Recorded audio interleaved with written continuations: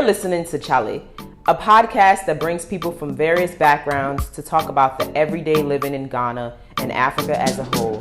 My name is Gabby Mack, and I'm a YouTuber, hairstylist, and creative director. I'm sitting down with creatives, business owners, students, and the everyday hustler to bring you real stories. So Chale, make we get chatting. Hey guys, and welcome to Chale, the podcast. It's been a minute, y'all. I know you guys have missed me. Nah, let me stop. But it has been a minute.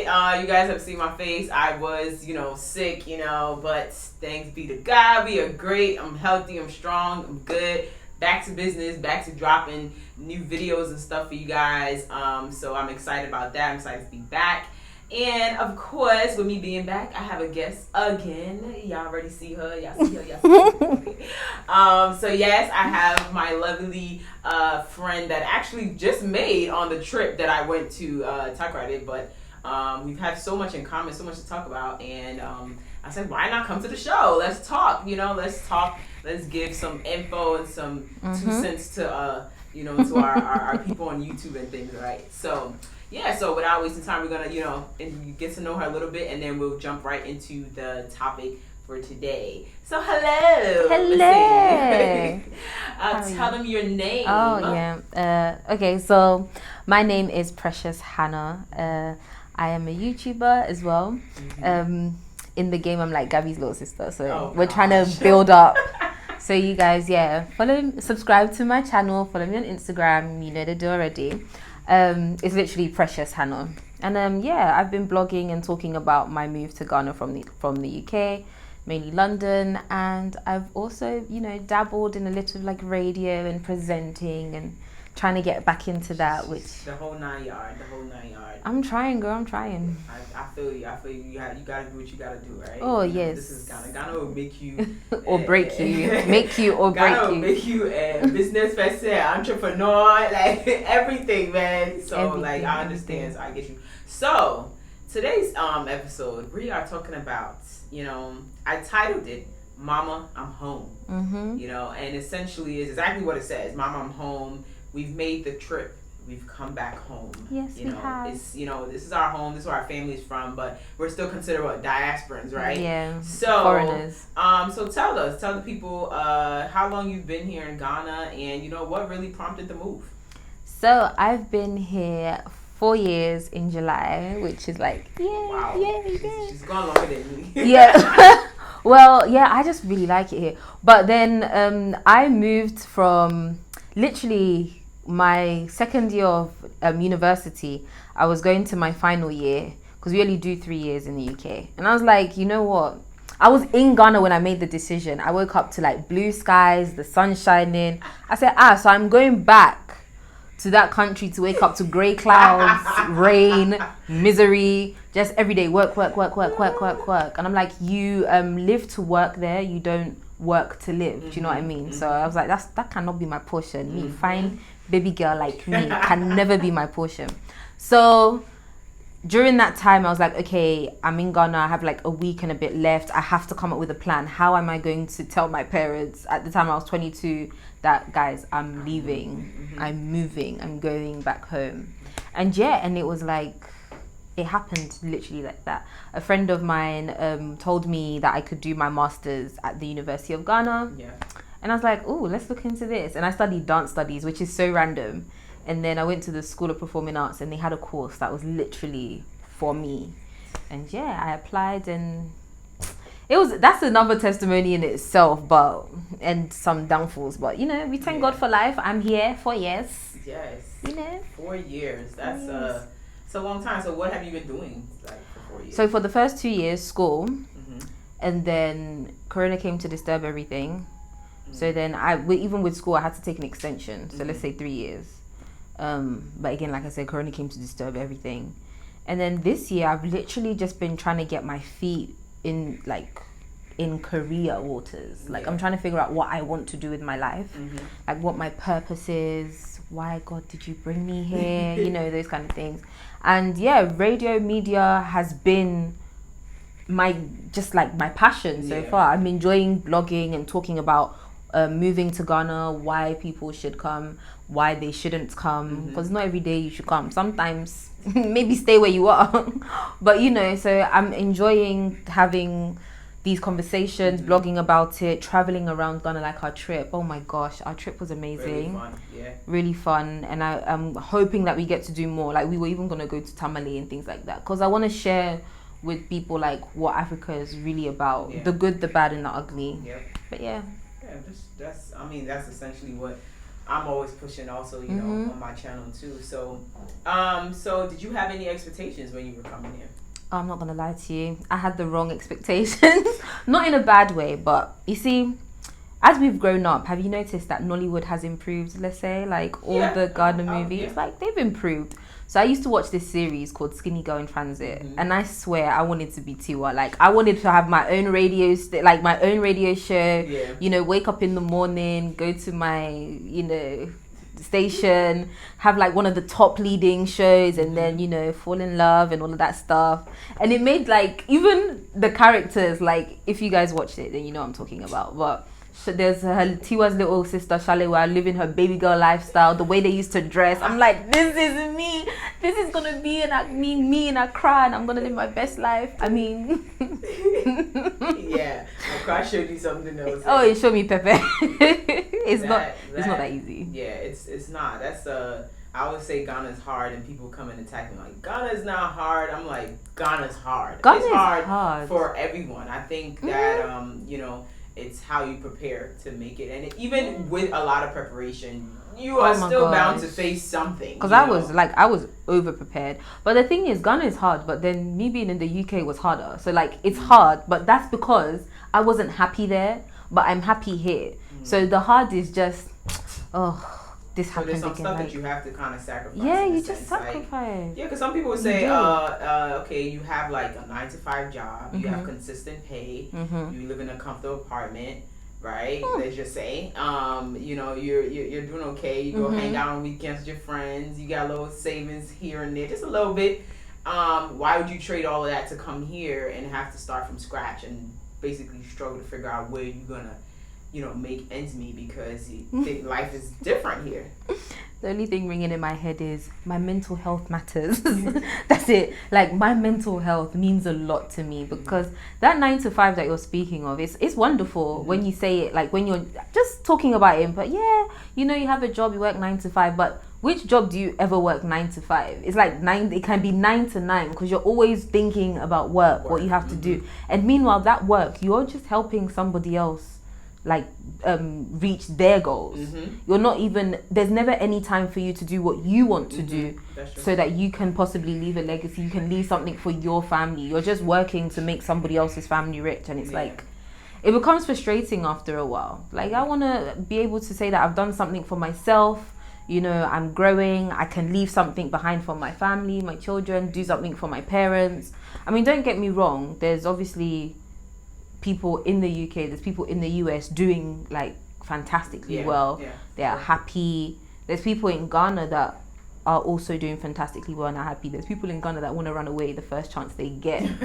Like, somebody literally asked me on like just the other day, if I was given £1 million to go back to the UK with a house and a car, and I didn't have to work, would I go back? And I said no.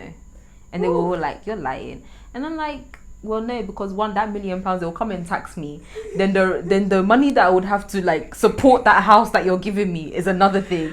The car alone, the road tax, the tax, the insurance. Even if you buy the house, you're still paying property taxes, and you're still. My brother, my sister.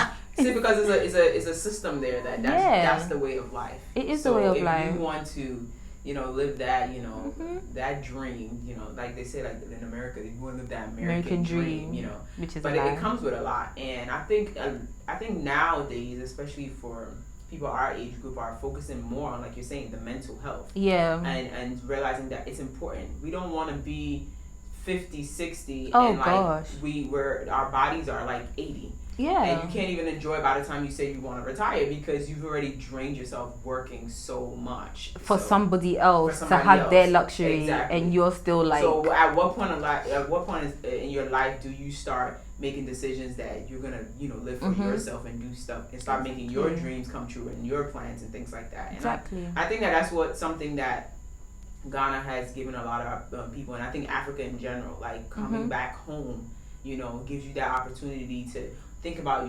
yourself, exactly. How you're gonna build, your. But it's not even in a selfish way, because we are also thinking about our future. Like a lot of us, some of us want to have kids, get married, and something like stuff like that. So we're thinking about that too. What can we do to better our future? Yeah. But in the process, it's a me thing. It's not like let me work for this company, make them a lot of money and collect what I can. Yeah. It's just a me thing. Like, what can I do to better myself? And I think there's nothing wrong with that. Again, there's also nothing wrong with working for someone, because I mean, not everybody's a business owner. Exactly. So I saw the other day, I was on YouTube and I saw a video that said the caption was, "I don't feel black when I'm in Africa."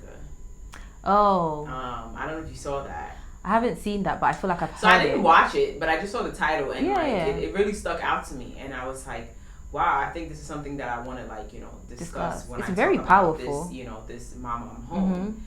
Like, how do you interpret that? Like, especially living in UK for so long and then now coming to Ghana. It's a very powerful statement. It really is, and I get it 100%, because here you're not a minority, you're not a problem.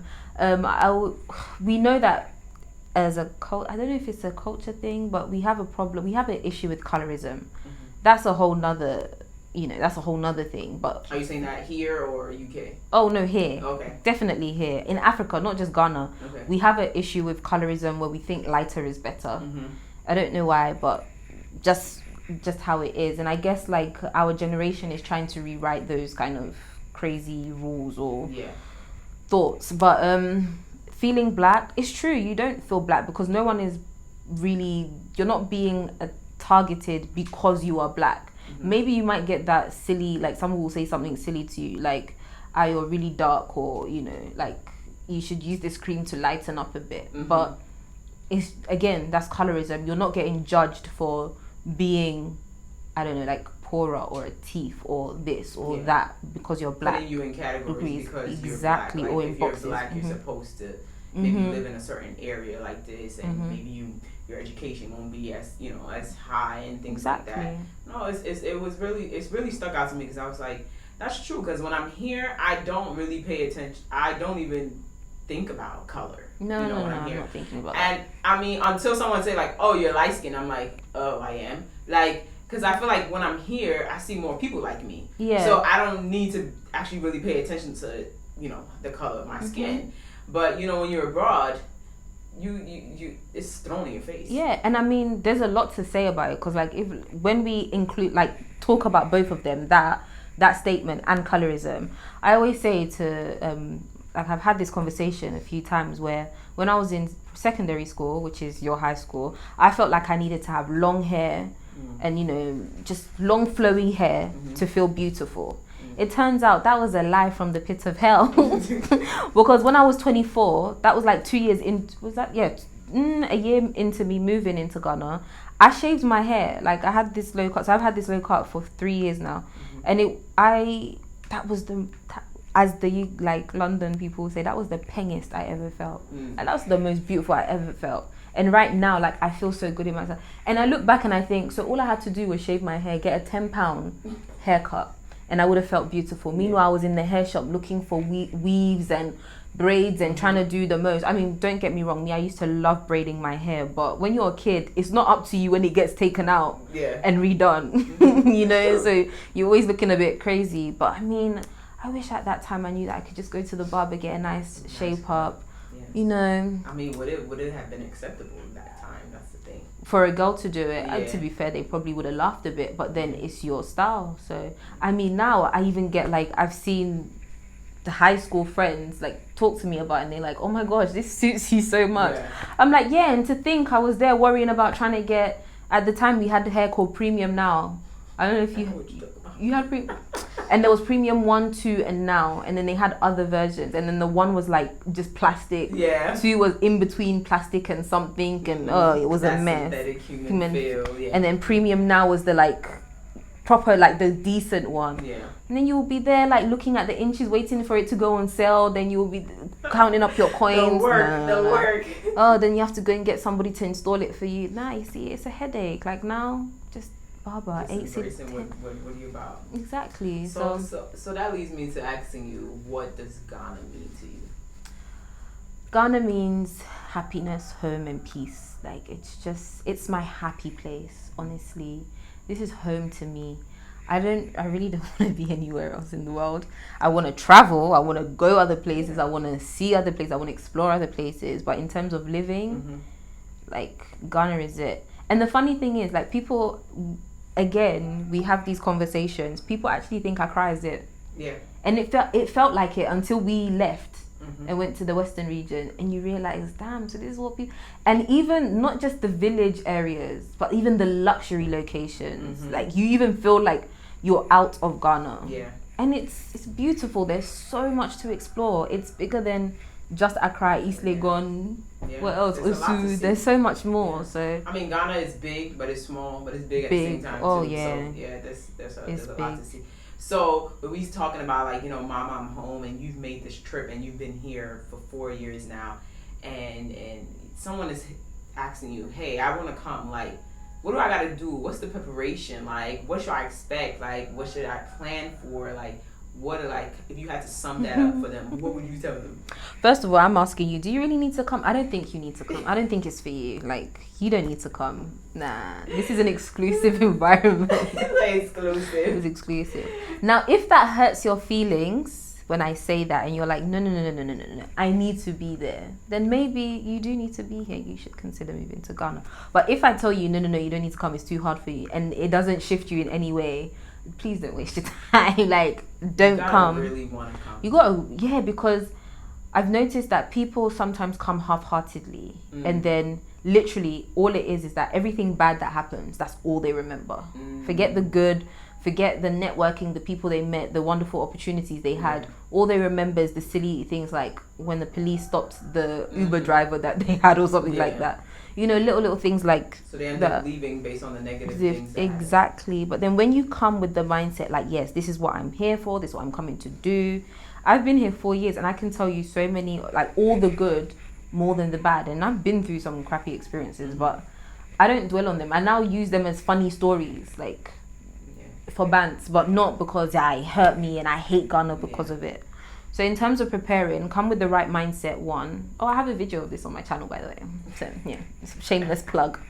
Come with the right mindset. For very, very important. You need to have a great support system. And I don't mean like money or anything, but people that will like encourage you. Like, yes, I do need connections. Connections.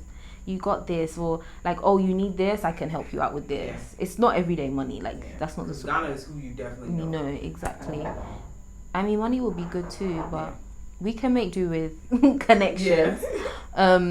I actually have a list on. I've actually have a video of this, and I have like a list of 5 things that you need, and I can only remember those 2. But yeah, like just come with the mindset, come with the support, come with the have backup plans for your plans. Always, like, if you think you're going to do this and it doesn't work out, feel free to move on to the next thing. Don't dwell in it. Keep it pushing. Keep it moving. Keep going. Never, like, get stuck in a rut. Like, keep going. And it will work out. Like, what you put... I hope... In Ghana, I don't know why, but what you put out there, like, what you say... What you put out in the universe is what you will get back. As cheesy as it sounds, but it's true. I mean, if you believe it's going to work for you, it's going to it's definitely going to work for you. Yeah. I mean, Ghana is definitely a beautiful place to be. I definitely, say that it's not for everybody. I'm not going to lie. We do want to encourage, people to come back home, to invest and things like that. But to make the decision that you're going to fully come and live here, it's a lot. It's a lot to take in. It's a lot to prepare for. And I want to be real about it. And I wish more people are real about it online to tell, and not just only show the great luxury places to go to, but that, there are some challenges, and there's challenges everywhere. You know what I'm saying? There there's are. everywhere. There So definitely if someone was leaving Ghana to go to US to live, they will face their challenges, and getting accustomed to how the system works over there. So that's why I tell people, come and visit first. Don't just say based on what you say, I gotta move to Ghana, and you come and you might just regret making that move. But saying that as well, people come for holiday. And those 3 weeks that you spend in Ghana is not the same as living here, because those 3 weeks you saved your dollars, you saved your pounds to come and do enjoyments. Like, you came with a purpose to do enjoyment. Don't think you can come to Ghana and live and be doing that enjoyment, because it's not gonna work. It's definitely not gonna work. And then because of that, people get really discouraged, because they're thinking, oh, but I was here last time and I had the money and the pounds were good, and because you were converting. Like, people are now coming and they will buy something, like they see, I don't know, malts, 4 cedis. Oh, that's okay, because that's like less than £1. That's okay, that's good. Then you'll be buying something 4 cedi, 20 cedi. Oh, it's less than this pound. Are you going to spend that every day when you live here? Exactly. Yeah. So you have to be very cautious of that. Even me myself, I budget in cedis. Don't budget in pounds, because it will just scatter your mind. I've said that in one of my videos. Like, do not compare the prices, because it will kill you. Because if you think about what you would spend in the U.S. and what you spend here, cost of living is different. Completely. So if you're here living, you're not going to spend $20 that you spend on food in the States here, because $20 here is about 100 cedis, and you're not going to spend 100 cedis every single day on food. You know what I'm saying? It's like it comes to a point where you have to start, like you're saying, budgeting and realizing, like, maybe I need to put this money for this and go grocery shopping instead of buying food always outside. And there's a lot that that comes to it. So I mean, but do you do this thing as well, where I see a 20 cedi like a £20? Do you see 20 cedis? No, I'm not comparing the two, but I'm saying, like, being here. So I would say, okay, because you can stretch out 20 cedis. You can stretch out £20, kind of. But I'm like, just very conscious of what I'm spending. Like, even though I like enjoyment. It can help you to, kind of figure out, because, I tell myself, like, I can blow 500 cedis, that says that's about $100. I can blow that here in no time, right? Oh, in a day or two. You know what I'm saying? But if I'm in the States, I don't spend $100 that quickly. But that's what I'm saying. $100 can probably hold me for like a week, or even to the next week. But that's what I'm saying. That's why we have to start. That's why I try and look at the money in that perspective, like that. Not like, oh, it's only this much. Oh, that's okay. Because like saying that something is 5 cedis. Oh, that's less than $1, so that's okay. Yeah. But no. Because you've got to look at that. Like, it's gonna last. It's got to last. You've got to stretch it out. So you've got to be very careful. But based on what you're saying, it really sounds like that you're happy that you came here. Like, you made a good decision. Because I know some people are, second guessing and probably want to go back. I know we all have those moments where, like, you're like, man, I'm tired of this. You never had that moment? No. Okay, I've had several. I'm not gonna lie to you guys. I've had several where I'm literally like, what the hell is going on? I need to get out of here. No, I've had moments where I'm like, what the hell is going on? But then not what the hell is going on. I need to get out of here. It's more like, what the hell is going on? Things have to change. But not, because when I tell you, I always joke with my mom that I'm allergic to London. I'm allergic to the UK, okay? Like, when I land, my skin goes really dry, and then I just feel like really itchy. And I know it's all in my mind, and I've told myself this, but I just don't like it. Like, the weather, the grey clouds, the pavements, they just make me cringe. Like, it's funny, I talk about this with my friends, and they laugh at me, but I'm like, guys, I'm serious. Because when I was in London, like, don't ask me to come out, I'm not coming out. Unless you're going to get me an Uber to bring me to you, or you're going to pick me up, don't ask me to come out. Because I'm not. I feel you. I'm happy that, that you've made it long. You've definitely made it longer than me. I've moved when I came, 2018. So it's been, 3 years now. But I've, definitely taken those trips, those quick trips back and forth. But there's one thing that someone always told me that, has really stuck to me. And the person said that if you always feel like you have an escape plan, it makes it harder for you to stay here. Yeah. So you have to think of it as you're not going anywhere. You have nowhere to go. Like, imagine if they came to take your passport, right? Exactly. Like, hide the passports. You can't go anywhere. Like, you are stuck. So make it work. But you know, the thing is, okay, so I'm kind of like on the same boat as you because my parents are still in the UK. So I have to go and visit them because, as they say, it's cheaper for me, one person, to go there than for two of them to come to me, which... It's fine, but at the same time, I don't want to go back. Like, I want to, because like this corona period, I was stuck. Like, when they cancelled the flights, it really hurt and messed with my mental health, like, honestly. And it doubled, like, it even made me understand more why I just should not be there. Yeah. So it was like it was just a healthy reminder that I love you guys. Like, I'm now an adult. You guys are now, you know, my oldies. I call them my oldies. And I think it's time that, you know, we respectfully have our space. When we come back together, it's great. But, yeah, let's not always be together. That definitely comes with, you know, with age as you're growing. Oh, yeah. I mean, I love my oldies, but seeing them every single day. And but obviously I was like, my mind, I was like, I'm so glad that they're okay, they're healthy, they didn't, like, corona didn't come and disturb them and everything. And obviously, I was actually really happy to be there because if I was here and they were there, I would be stressing out here. Thinking so much. I was stuck myself. I was stuck for about 8 months, I think, before I made my way back. Return. So I definitely understand that feeling, but mine was 9 months. Yeah, it was painful. Like, I can't even speak. Like, my voice is just thinking about it is traumatic.